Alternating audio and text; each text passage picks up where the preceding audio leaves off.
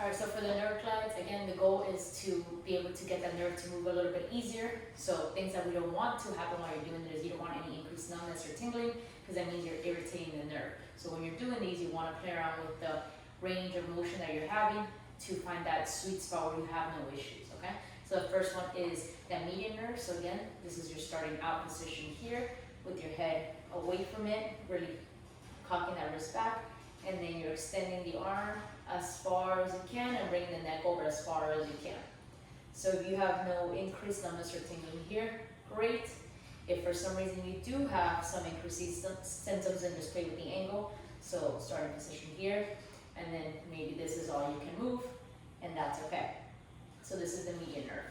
Then the ulnar nerve is you want to do like an OK sign, flip the wrist, and you want to have the wrist cocked back as well. Same thing. This is going to be your starting position, and then you're just moving out, back and forth.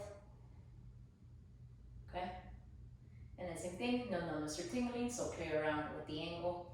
And then the last one, which is the radial nerve, which is going to innervate this side of the arm. What you're going to do is, this is kind of same thing, the OK sign back here, and then you're going to start by looking towards it, and then here.